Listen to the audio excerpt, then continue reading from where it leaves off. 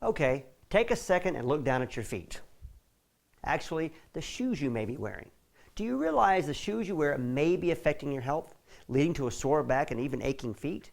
And no one enjoys that. So to make those feet jump for joy, let me clear the floor and introduce Dr. Vera Gupta.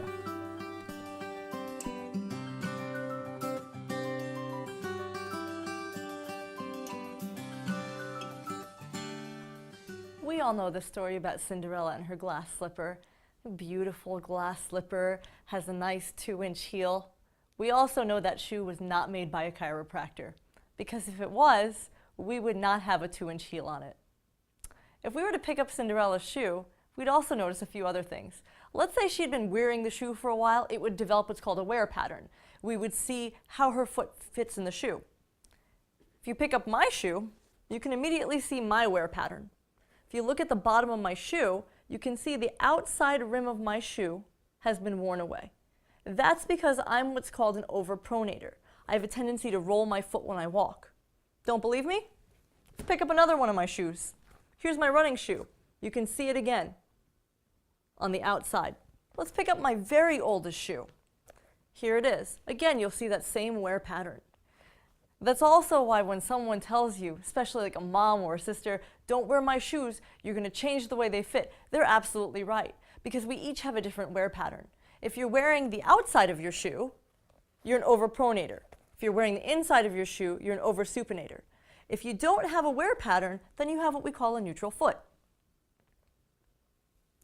So, going on Cinderella's shoes, if I was to design one of her shoes, this is a shoe I would not have picked. This shoe has absolutely no support whatsoever. Your foot would not be very happy in this. I'd rather you go barefoot because this shoe does not support the arch of the foot. One of the scariest things I'm seeing these days is 8- and 9-year-old children who are having foot problems. It's because the arch of the foot is elastic, and if you don't support it properly, that elasticity breaks down, like a rubber band breaks down over time. If you keep stretching it, the arch of the foot does the same thing. So this is never a shoe I would put Cinderella in. So now let's say Cinderella wanted a different shoe. I also wouldn't put her in this shoe, because when you wear a shoe like this, you're shortening the calf. As soon as you go to stand up, your foot's at an incline, so it shortens your calf muscle up. If Cinderella said to me, I really need to have an open-footed shoe, it's not the prettiest flip-flop you'll ever see, but it is the most functional. This has an arch in it. True, your toes are still grabbing at the front of the shoe, but at least there's an arch support. This also doesn't just bend in the middle. So if you have to wear a flip-flop, which we don't recommend to begin with, the only one I'd go with is something like an okabashi type flip-flop, where it has an arch support. You can literally just Google flip-flop with arch support, and these will come up. Now let's say I could talk Cinderella into a shoe that wasn't a flip-flop. I would definitely go for a shoe like this. This is a hiking shoe. It has a really great arch support. You'll also see it has a different color in the middle of it. That different color tells me that this middle support of the shoe is made of a different material that doesn't bend. If you're someone with a high arch, you have to have that in the middle of your shoe, because already your arch is so high that not supporting it will collapse it even more. If you're a runner, you should always look for a shoe that has that same special color in it. And especially for runners, you have to change your shoes every 3 to 4 months. Whether they look like they're broken down on the outside or not is irrelevant. They break down from the inside. This is the last shoe I'd put Cinderella in, but a lot of women like the heel. If you have to get a shoe with a heel, then definitely go for a shoe that has the widest heel that you can find. The pointier it is, the less stable you are. So now that we've gone through Cinderella's footwear, her feet might be aching after we actually took her foot out of the shoe.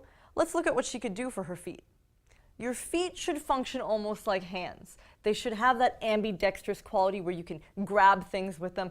Granted, you're not going to use your feet for that, but they should be able to do it. When you make a fist, you can see all my little knuckles. You should be able to see that on your feet too. If you look at my foot, you can see 1, 2, 3, 4, 5 little knuckles sticking out. If you don't see the little knuckles sticking out of your feet, then it's very important to restore the biomechanics of the foot by rolling on a small hard ball like this one. All I've got done is I've got my heel on the ground and I'm rolling my foot. You can stand when you get better at this, but you want to start by being seated. And all you have to do is roll your little foot back and forth on this ball. And yeah, it hurts a little bit if your foot is really tight. This is also great for plantar fasciitis. After you've rolled where those little knuckles are, move the ball closer and closer to your heel.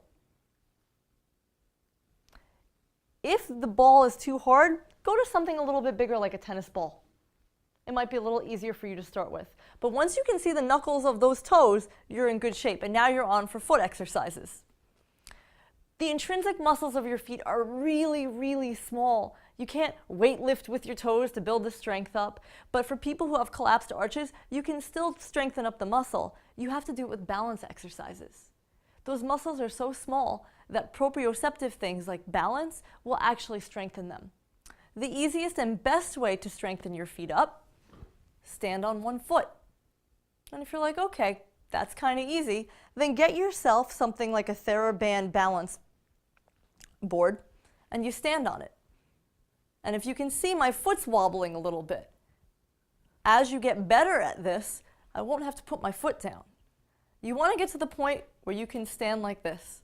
When you can get to this, you know that your feet have good balance. It'll also keep you from tripping.